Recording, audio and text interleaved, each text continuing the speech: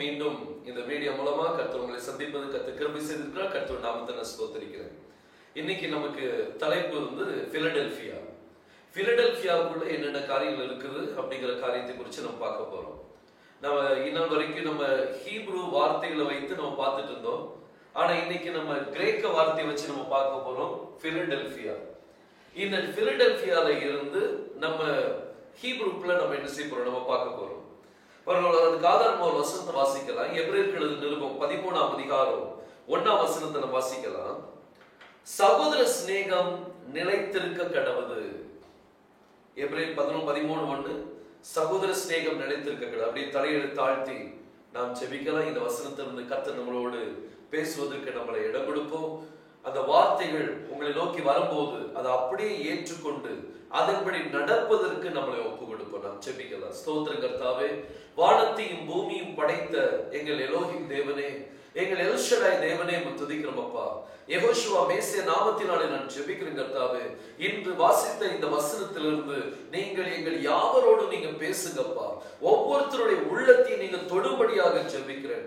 ஒவ்வொருத்தருடைய உள்ளத்துக்குள்ளேயும் ஒரு எழுப்புதல் வரத்தக்க நீர் உதவி செய்யும்படியாக ஜெபிக்கிறேன் தேவனே. அன்றைக்கு இஸ்ரவேல் ஜனங்கள் மனம் திரும்பி மிஸ்பாலை கூடின பொழுது தேவனே அங்க ஒரு பெரிய எழுப்புதலை கொடுத்தீரப்பா.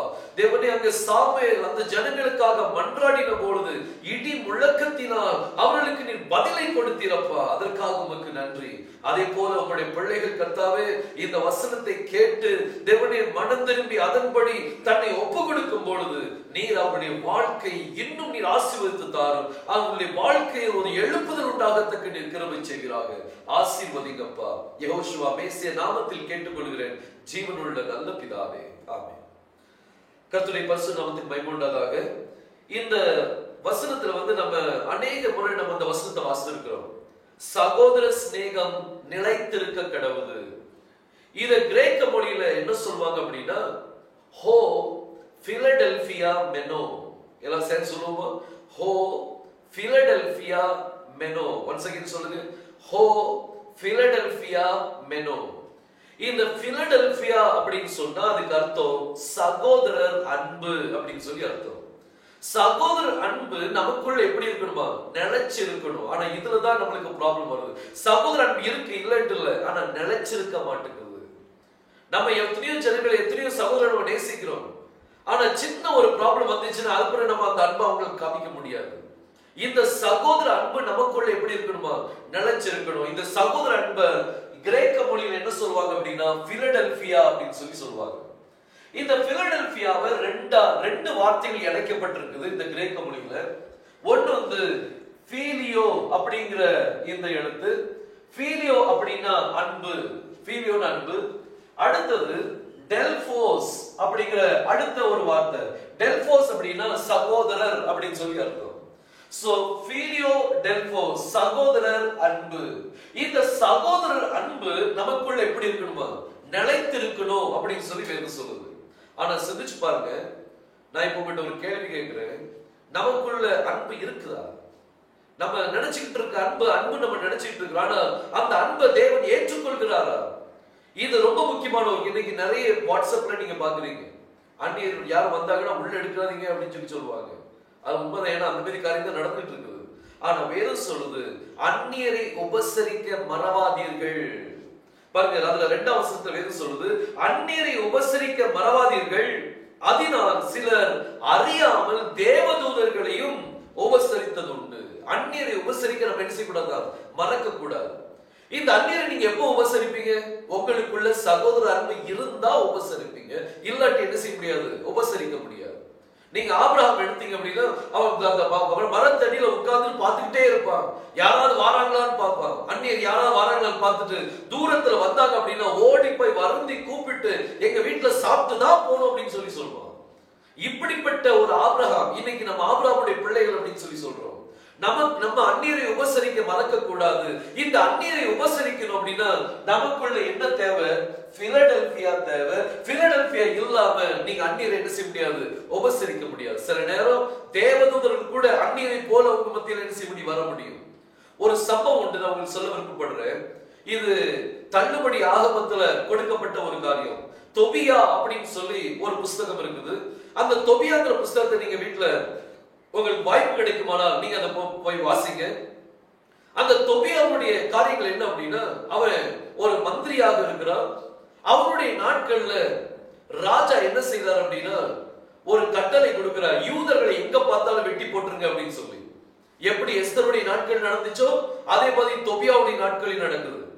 இப்படி அங்க யூதர்களை பார்க்க இடத்துல வெட்டின உடனே இந்த மந்திரி என்ன செய்வார்னா, இவன் ஒரு யூதர், இவன் ராத்திரி நேரத்துல மார்பு இடத்துல போய் யூதருடைய சடலம் அங்க அனாதையா கிடக்க கூடாதுன்னு சொல்லி அதை எடுத்து வந்து தன்னுடைய வீட்டுக்குள்ளே அவன் புதைச்சு வச்சுக்கிட்டு இருந்தான். இந்த ஒரு நல்ல கிரியை செய்ததுனால கர்த்தர் இவனை இன்னும் ஆசீர்வதித்து வந்துட்டு இருந்தார். ஒரு நாள் ராஜாக்கு தெரிய வந்துட்டு, இந்த தொபியா இப்படிப்பட்ட காரியத்தை செய்யறான்னு தெரிஞ்ச உடனே அவனை வெட்டுறதுக்காக ஆள் அனுப்பும் போது இவன் உயிர் தப்பி அவனும் அவனுடைய மகனும் அவனுடைய மனைவி 3 பேரும் தப்பிச்சு ஓடுறாங்க வேறொரு தேசத்துக்கு. அங்க போய் இருக்கும் போது வேற வேலை இவனுக்கு தெரியாது. இவன் இருக்கிற சொத்தை இவன் எவ்வளவு எடுத்து வந்தாங்களோ அதை அவங்க வித்து அவங்க சாப்பிட்டு கொண்டு இருக்கிறாங்க. கடைசியா ஒரே ஒரு ஆடு மிஞ்சிச்சு. அந்த ஆடு வித்து சாப்பிட்டாச்சுன்னா அதுக்கு பிறகு இவங்களுக்கு வருமானம் இல்லை. இப்படி இவன் யோசிச்சுட்டு இருக்கும் போது இவனுக்கு ஞாபகம் வந்தது, நல்லா இருந்த நாட்கள்ல இவன் தன்னுடைய நண்பனுக்கு நல்ல உதவி செய்திருக்கிறான். அப்ப அவன் நினைக்கிறான், இப்போ அந்த என் நண்பன் நல்லா கர்த்தர் அவனை ஆசீர்வதித்திருக்கிறார், அவன்கிட்ட உதவி கேட்டா நிச்சயமா எனக்கு என்ன கிடைக்கும்? உதவி கிடைக்கும் அப்படின்னு சொல்லிட்டு இப்போ வழிபோக்கனை தேடுறாங்க. ஏன்னா இவனால போக முடியாது. இவன் அந்த காலகட்டத்தில் இவனுடைய கண்கள் பறி போயிருது. இவனால அந்த இடத்தை கண்டுபிடிக்க முடியாது. அவனுடைய நண்பனுடைய இடத்தை கண்டுபிடிக்க முடியாது. இப்பவாவது நம்மகிட்ட நேவிகேஷன் இருக்குது. ஒரு ஊரை போட்டாச்சுன்னா கரெக்டா ரூட்டை காமிச்சிடும். ஆனா அன்னைக்கு நேவிகேட்டர்லாம் ஒண்ணும் கிடையாது, மொபைல் கிடையாதுங்க. பாருங்க, இவன் வழிபோக்கன் யாராவது இருந்தாங்கன்னா அவங்களுக்கு போக்குவரத்து செலவு நம்ம கொடுத்துடலாம், நம்ம நண்பன் நம்மளுக்கு செய்ய வேண்டிய கடமையை செய்வான்னு சொல்லி இந்த அவனுடைய மகனை பார்த்து சொல்லுவார், நீ போய் ஒரு வழிபோக்கனை தேடு, இன்னும் ஊருக்கு போறதுக்கு அவனுக்கு வழி தெரிஞ்சதுன்னா அவனுக்கு நம்ம போக்குவரத்து செலவு கொடுத்துடலாம்னு சொல்லி சொல்லுவான். இவனும் தேடி தேடி பார்ப்பான். அங்க ஒரு ஆள் நிற்பாரு. அவன் கேட்ட உடனே அவன் சொல்லுவான், எனக்கு தெரியும் சொன்ன தகப்பன் இடத்துல கூட்டு வருவார். பாருங்க, இப்போ இதுதான் சம்பவம் ரொம்ப முக்கியமானது. தகப்பன் இடத்துல வந்த உடனே இவன் கேட்பா, இன்னும் ஊர் உனக்கு தெரியுமான்னு கேட்டோன்னு அவன் சொல்லுவோம், நல்லா தெரியுமே அப்படின்னு சொல்லி சொல்லுவான். இன்னொன்னு நபருடைய வீடு தெரியுமா அப்படின்னு கேட்பான். உடனே வச்சு அவனுடைய நல்ல நண்பன், நான் அடிக்கடி அவனுடைய வீட்டுக்கு நான் போய் வந்திருக்கிறேன் அப்படின்னு சொல்லி சொல்லுவான். பாருங்க, இந்த வழிபோக்கனுக்கு அந்த ஊரும் தெரியும், அந்த நபரும் அவனுக்கு நல்ல தெரியும். அந்த நபர் இந்த வழிபோக்கனுக்கு ஒரு நல்ல நண்பன். உடனே இவங்க எல்லாரும் 2 பேரும் போறாங்க. அவனுடைய பையனும் இந்த வழிபோக்கனும், அந்த பையனும் அந்த வழிபோக்கனும் 2 பேரும் போறாங்க. இப்படி போகும்போது அவருடைய நண்பர் நல்ல ஆசீர்வாதத்தை அனுப்பி வைப்பார். இப்போ அவங்க வீட்டுல எந்த ஒரு இது வறுமை இல்லை, எல்லாம் செழிப்போட வேண்டி செய்ய வர்றான். இப்படி வரும்போது அந்த வழிபோக்கனுக்கு போக்குவரத்து செலவு கொடுக்கணுமே, அவனை கூப்பிட்டு விசாரிப்பாங்க. அப்ப அவனுக்கு எவ்வளவுப்பா வேணும்னு சொல்லி அவனுக்கு தாரேன்னு சொல்லும்போது அவன் சொல்லுவான், உன்னுடைய காசு எனக்கு தேவையில்லை, நான் சேனைகளின் தேவனுடைய கர்த்தருடைய சமூகத்தில் இருக்கக்கூடிய 7 தூதர்கள நான் ஒரு தூதன் அப்படின்னு சொல்லி சொல்லுவான். என்னுடைய பேர் ரஃபாயேல் அப்படின்னு சொல்லி சொல்லுவான். பாருங்க, தூதன் வழிபோக்கனை போல நின்றுட்டு இருந்தான். அவன் தூதன்கிறது அவனுக்கு தெரியாது. அவன் சொல்ற அந்த நபர் என்னுடைய நல்ல நண்பன், நான் அடிக்கடி அவருடைய வீட்டுக்கு போகிறேன். அப்ப அந்த நண்பன் நல்ல உபசரிக்கக்கூடிய ஒரு நண்பன். தேவ தூதரை உபசரிச்சிருக்கான். பாருங்க, ரஃபாயேல் தூதனை என்ன செஞ்சிருக்கான்? உபசரிச்சிருக்கிறான். இந்த உபசரிப்பு எப்ப நடக்கும் அப்படின்னா, உள்ள அன்பு இருந்தாதான் நீங்க என்ன செய்ய முடியும்? செய்ய முடியும். இல்லாட்டி எல்லாராலையும் இந்த காரியத்தை செய்ய முடியாது. நீங்க எல்லார்ட்டையும் இந்த பிலடெல்பியா எதிர்பார்க்காதீங்க. ஆனா தேவனுடைய பிள்ளைகளுக்குள்ள இந்த பிலடெல்பியா கண்டிப்பா இருக்கும். பிலடெல்பியா என்ன? பிலடெல்பியா அப்படின்னா சகோதரர் அன்பு. இந்த சகோதர அன்பு இருந்தாதான் நீங்க அந்நியரை என்ன செய்ய முடியும்? உபசரிக்க முடியும். இல்லாட்டி நீங்க அந்நியரை உபசரிக்க முடியாது. பாருங்க, ஒருவேளை நீங்க சொல்லலாம், நான் தேவனை ரொம்ப நேசிக்கிறேன் அப்படின்னு சொல்லி சொல்லலாம். ஆனா பிலடெல்பியா இல்லைன்னு வைங்க, நீங்க சொல்றது பொய்ன்னு சொல்லி வேதம் சொல்லுது. பாருங்க, 1 யோவான் அதுல 4ஆம் அதிகாரம் 20ஆம் வசனத்தை நான் வாசிக்கிறேன். தேவனிடத்தில் அன்பு கூறுகிறேன் என்று ஒருவன் சொல்லியும், நான் சொல்றேன் நான் தேவனை ரொம்ப நேசிக்கிறேன், என் தேவனை எனக்கு உயிர் அப்படின்னு நீங்க சொல்றீங்க பாருங்க. தேவனை நான் நேசிக்கிறேன் என்று சொல்லியும் தன் சகோதரனை பகைத்தார் அவன் பொய்யன். நான் தேவனை நேசிக்கிறேன்னு சொல்லிட்டு சகோதரனை பகைச்சாங்க வைங்க, அது என்னதான்? பொய்யன். பிலடெல்பியா இல்ல அப்படின்னா நீங்க தேவனை நேசிக்க முடியாது.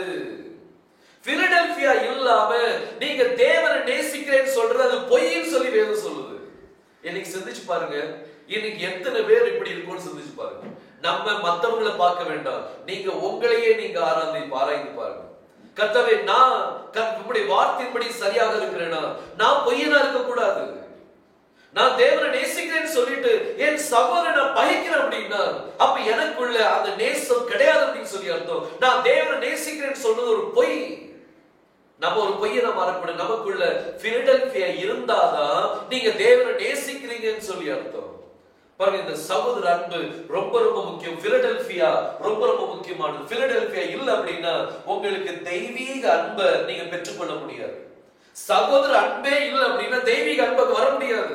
இன்னைக்கு நமக்கு தேவை அந்த சகோதர அன்பின் அபிஷேகம் நம்மளுக்கு தேவை. பாருங்க, வேதம் சொல்லுது, கர்த்தர் சொன்னார் மத்தேயு 5ஆம் அதிகாரம் 23ஆம் வசனத்தை நீங்க பார்க்கும்போது அதுல காணிக்கைகளை படைக்கிறத பற்றி அவர் சொல்றார். கர்த்தர் சொல்றார், காணிக்கைகளை கொண்டு வரும்போது பாருங்க, கர்த்தர் காணிக்கைகள் மேல ரொம்ப கவனமா இருப்பார். நீங்க கொண்டு வருவது எவ்வளவு அதை பற்றி இல்ல, ஆனா உங்க மனதை அவர் பார்க்கிறார். உங்களுக்கு நீங்க காணிக்கை கொண்டு வரும்போது உங்களுக்கு ஒரு சகோதரன் பேர்ல ஏதாவது குறை இருக்குமானால் நீங்க அதை என்ன செய்யணுமா? நீங்க முதல்ல காணிக்கை அங்கேயே வச்சுட்டு உன் சகோதரனிடத்தில் போய் முதல்ல என்ன செய்யணுமா? ஒப்புரவாக வேண்டும். ஒப்புரவாகாம நீங்க காணிக்கை செலுத்தினீங்கன்னா உங்க காணிக்கையை தேவன் அங்கீகரிக்க மாட்டார். ஆபேலுடைய காணிக்கை கர்த்தர் அங்கீகரித்தார், ஆனா காயினுடைய காணிக்கை கர்த்தர் அங்கீகரிக்கவில்லை. அதே போல இன்னைக்கு நம்ம படைக்கிற இந்த காணிக்கையை கர்த்தர் அங்கீகரிக்கிறா இல்லையான்னு சிந்திச்சு பாருங்க. பிலடெல்பியா இல்லாம உங்க காணிக்கையை கூட கர்த்தர் அங்கீகரிக்க மாட்டார். இன்னைக்கு சகோதர ஸ்நேகம் நம்மளுக்கு வேணும். இது ஒரு அபிஷேகம். நம்ம எவ்வளவு நம்ம ஆரோனுடைய அந்த அபிஷேகத்தை பற்றி நம்ம பேசுவோம். சங்கீதம் 133 எழுதப்பட்ட காரியங்களை, இதோ சகோதரர் ஒருமித்து வாசம் பண்ணுவது எத்தனை நன்மையும் எத்தனை இன்பமானது அப்படின்னு சொல்லி சொல்றோம். சகோதரர் ஒருமித்து வாசம் பண்றது அது நன்மையும் இன்பமுமானதா? அது எப்படிப்பட்டது? ஆரோன் தலையில் ஊற்றப்பட்ட அபிஷேகத்துக்கு ஒப்பாயிருக்கிறது அப்படின்னு சொல்லி பார்க்கிறோம். சோ ஆரோன் தலையில் ஊற்றப்பட்ட ஒரு அபிஷேகம். இது என்ன அபிஷேகம்? அன்பின் அபிஷேகம். இன்னைக்கு இந்த அன்பின் அபிஷேகம் நம்மளுக்கு தேவை. இன்னைக்கு சபைகளுக்குள்ள இந்த அன்பின் அபிஷேகம் வேணும். அன்பின் அபிஷேகம் இல்லாம பரலோகத்தை மறந்துடுங்க. நம்ம கிறிஸ்தவன் அப்படி சொல்றோம் அப்படின்னா இன்னைக்கு நமக்குள்ள பிலடெல்பியா தேவை. பிலடெல்பியா இல்லாம நான் தேவனை நேசிக்கிறேன்னு சொல்றது அது பொய் அப்படின்னு சொல்லி வேதம் சொல்லுது. பாருங்க, கர்த்தர் அந்த அபிஷேகத்தினால் நிரப்ப நம்மளுடைய சொந்த பலத்தினால நம்ம பிலடெல்பியா கொண்டு வர முடியாது. அது எல்லாத்துக்கும் தெரிந்த ஒரு காரியம்.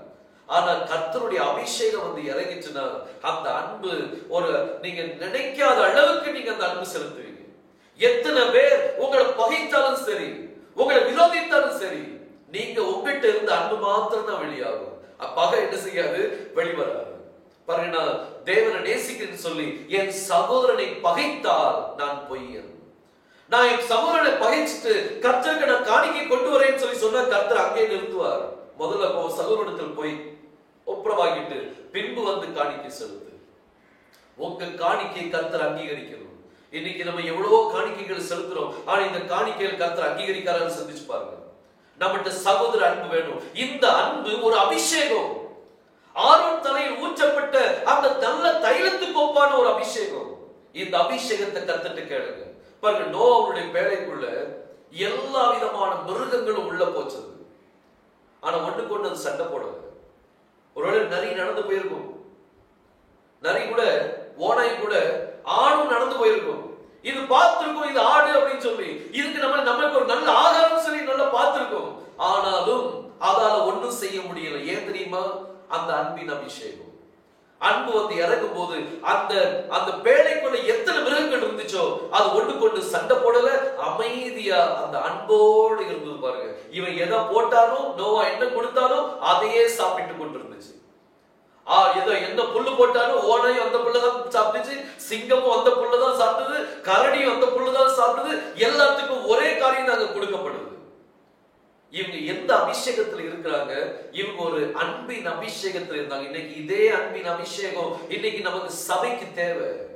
இன்னைக்கு நம்ம சபைகள்ல ஏன் பகை இருக்குது? பிலடெல்பியா இல்லையே. பிலடெல்பியா தேவை. பிலடெல்பியா இல்லாம தெய்வீக அன்பை நீங்க பார்க்க முடியாது. பாருங்க, ஒரு சம்பவத்தை சொல்லி நான் முடிக்க விரும்பப்படுறேன். இந்த 2 சீஷர்கள் இயேசு கிறிஸ்து உயிர்த்தெழுந்த அந்த நாள் 2 சீஷர்கள் எம்மாவூருக்கு என்ன செய்றாங்க? போய் கொண்டிருக்கிறாங்க. அப்படி நடந்து போயிட்டு இருக்கும்போது ரொம்ப துக்கத்தோடு நடந்த காரியத்தை குறித்து நினைச்சு ரொம்ப துக்கத்தோடு போயிட்டு இருக்கிறாங்க. அப்படி போயிட்டு இருக்கும்போது கர்த்தர் அந்நியனை போல அவங்க கூட என்ன செய்றார்? நடந்து வர்றார். கேட்கிறார், ஏன்பா இப்படி துக்கமா இருக்கிறீங்க? உடனே இவங்க சொல்றாங்க, நீ இந்த எருசலேமுக்கு புதுசா, இங்க நடந்த சம்பவங்கள் உங்களுக்கு தெரியாதா அப்படின்னு சொல்லி பேசும்போது இப்ப அவங்க பேசிக்கிட்டே நடந்து போயிட்டு இருக்கிறாங்க. ஆனா அவர் தான் யெகோஷுவான்னு சொல்லி அவங்களுக்கு தெரியல. 2 பேரும் நடந்து போறாங்க. சீஷரோடு கூட யெகோஷுவா நடந்து போறார், அந்நியனை போல நடந்து போறார். அவர் சாயங்காலமான போது அப்படியே நடந்து போற மாதிரி வேற ஒரு ஊருக்கு போற மாதிரி காமிக்கிறார். ஆனா இந்த 2 சீஷர்கள் என்ன செய்தாங்க தெரியுமா? அவரை வருந்தி, நீர் இன்னைக்கு தங்கிட்டு தான் நாளைக்கு போங்கன்னு சொல்லி சொன்னாங்க. இதுதான் அன்பு. இந்த பிலடெல்பியா இல்லாம இவங்க இந்த வார்த்தையை சொல்லியிருக்க முடியாது. இந்த அன்பு வெளிப்பட்ட பிறகு கர்த்தருக்கு தங்குறார். இவர் அந்த அப்பத்தை ஆசீர்வதித்து அந்த அப்பத்தை அவர் பிட்கும் போது அவங்க இருவருடைய கண்களை கர்த்தர் திறந்தார். அவர்கள் யாரை கண்டார்கள்? யெகோஷுவாவை கண்டார்கள். அதாவது மெய்யான ஒரு அன்பை கண்டார்கள். சகோதர அன்பு இல்லாம அந்த தெய்வீக அன்பை நீங்க பார்க்க முடியாது. இன்னைக்கு நிறைய பேர் நான் தரிசனத்தை பார்க்கிறேன்னு சொல்லி சொல்ல முடியும், நான் இயேசு கிறிஸ்துவோட தரிசனத்தை பார்த்தேன்னு சொல்லி சொல்ல முடியும். ஆனா உங்களுக்குள்ள அந்த சகோதர அன்பு இல்ல அப்படின்னா நீங்க பார்த்து கொண்டிருக்கிற தரிசனம் யாரால் உண்டாகுதுன்னு சொல்லி கொஞ்சம் நீங்க கவனிச்சு பார்த்துக்கிடுங்க. ஏன்னா பிலடெல்பியா இல்லாம நீங்க தெய்வீக அன்பை நீங்க பார்க்க முடியாது. இன்னைக்கு நம்மளுடைய வாழ்க்கை கொஞ்சம் சரி பண்ண நேரம் வந்துட்டு, இதுவரைக்கும் நம்ம எப்படி ஏனோதானோ நம்ம இருந்துட்டோம். ஆனா இந்த நம்முடைய சபைகளுக்குள்ள இந்த அன்பின் அபிஷேகம் வராம தெய்வீக அன்பை நம்ம என்ன செய்ய முடியாது? பார்க்க முடியாது. 7 சபையின் காலத்துல 7வது சபை லவோதிக்கே சபையில கர்த்தர் வாசப்படியிலிருந்து என்ன செஞ்சிட்டு இருக்காரா? தட்டிட்டு இருக்கிறார். யாரை போல? ஒரு அந்நியரை போல. அவர் சபைக்குள்ள இல்ல, சபை விட்டு எங்க இருக்காரு? வெளியே இருக்கிறார். வெளியில இருந்து தட்டி கொண்டு இருக்கிறார். என் சத்தத்தை கேட்டு ஒருவன் கதவை திறந்தால் நான் அவனுக்குள் வந்து அவனோடு கூட என்ன செய்வேன்? போஜனம் பண்ணுவேன். அன்பு, தெய்வீக அன்பு இப்போ வாசப்படியிலிருந்து தட்டிட்டு இருக்கிறார். உள்ள சகோதர அன்பு இருந்தால், உள்ள பிலடெல்பியா இருந்தால் நீங்க கதவு திறப்பீங்க. இல்ல அப்படின்னா அங்க யாரும் இல்ல, நீங்க போயிட்டு வாங்கன்னு சொல்லிடுவீங்க.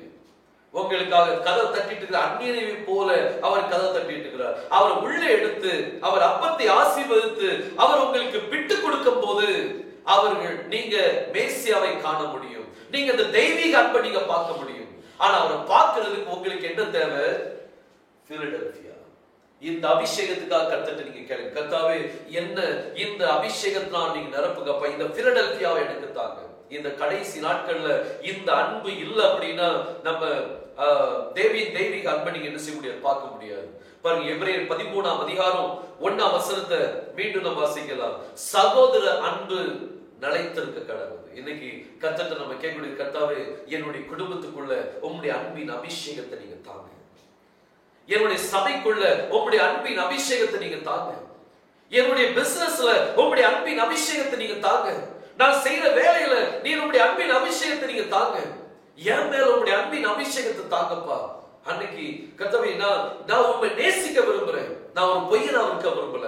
நான் தெய்வீக அன்பை நேசிக்கிறேன்னு சொன்னேன் அப்படின்னா நான் எனக்குள்ள சகோதர அன்பை நான் வெளிப்படுத்தி காமிக்கணும். இன்னைக்கு அதுக்கு நீங்க ஆயத்தமா இருக்கிறீங்களா? கர்த்தர்ட்ட நீங்க கேளுங்க, கர்த்தாவே எனக்கு அந்த ஸ்லாக்கியத்தை தாங்கப்பா, என்ன நீர் அந்த அபிஷேகத்தை தாங்க. அந்த ஆரோன் தலையில் ஊற்றப்பட்ட அந்த தைலத்தை நீர் என் மேல ஊற்றுங்கப்பா. அந்த அன்பின் தைலத்தை என் மேல ஊற்றுன்னு சொல்லி கேட்போமா? நாம் செபிக்கலாம். ஸ்தோத்திரம் கர்த்தாவே. தலையில் தாழ்த்தி நம்மளை முழு மனதோடு ஒப்பு கொடுத்து, கர்த்தாவே நான் இந்நாள் வரைக்கும் என்னுடைய வாழ்க்கை எப்படி இருந்தாலும் பரவாயில்ல, ஆனா இனிமேல் நான் எல்லாரையும் நேசிக்கத்தக்க எனக்கு உங்களுடைய அன்பின் அபிஷேகம் எனக்கு தாங்கப்பா கேட்போமா? ஸ்தோத்திர கர்த்தாவே. யெகோஷுவா மேசியா நாமத்தில் நான் ஜெபிக்கிறேன்ப்பா. வானத்தையும் பூமியும் படைத்த எங்கள் எலோகிம் தேவனே, எங்கள் எல்ஷடாய் தேவனே துதிக்கிறோம் அப்பா. ஆரோன் தலையில் ஊற்றின அந்த தைலத்துக்கு ஒப்பான அந்த அன்பின் அபிஷேகம் உம்முடைய பிள்ளைகள் மீது இறங்கட்டும் கர்த்தாவே. உம்முடைய பிள்ளைகளை தொடுவீராக. உம்முடைய அபிஷேகத்தால் நிரப்புங்க தகப்பனே. பகை இருக்குமானால், பகையின் அபிஷேகம் இருக்குமானால், பகையின் ஆவி இருக்குமானால் அந்த பகையை நீங்க எடுத்து கொடுங்கப்பா. சகோதர பகை தேவனே வரக்கூடாது கர்த்தாவே. சகோதர அன்பை நீங்க கொடுங்க. பிலடெல்பியாவை கொடுங்கப்பா. 6வது சபையின் பெயர் பிலடெல்பியா. அந்த சபையை பார்த்து நீ சொன்னேன், உங்களுக்கு முன்பதாக ஒரு திறந்த வாசலை வைத்திருக்கிறேன். பிலடெல்பியா இருந்தால் ஒவ்வொருத்தருக்கும் திறந்த வாசல் உண்டு கர்த்தாவே. அந்த பிலடெல்பியா அபிஷேகத்தை நீங்க கொடுத்து வாசலை திறந்து தாங்கப்பா. ஒவ்வொருத்தருடைய வாழ்க்கையும் செழிக்கட்டும் கர்த்தாவே. ஒவ்வொருத்தருடைய வாழ்க்கையிலும் உங்களுடைய அன்பின் அபிஷேகம் இறங்கட்டும் கர்த்தாவே. அபிஷேகத்தை நிரப்புங்க. அபிஷேகத்தை நிறைத்து அவர்களுடைய தெய்வீக அன்பை காணத்தக்க அவருடைய கண்களை திறந்து தாங்கப்பா. அவருடைய கண்களை திறப்பிறாக. ஒவ்வொருத்தருடைய கண்கள் திறக்கப்படட்டும். அதற்கு தேவை அன்பின் அபிஷேகம். உங்களுடைய கிருபை இறங்கட்டும் அப்பா. பிலடெல்பியா நிரப்பும். பிலடெல்பியா அபிஷேகம் இறங்கட்டும் கர்த்தாவே. ஆசீர்வதிங்க. எங்களை தாழ்த்தி உம்முடைய கரத்தருகிறோம். மீட்பரும் இரட்சகருமாகிய யெகோஷுவா மேசியா நாமத்தில் கேட்டுக்கொள்கிறேன் ஜீவனுள்ள நல்ல பிதாவே. ஆமென். கர்த்தர் உங்களை ஆசீர்வதிப்பாராக.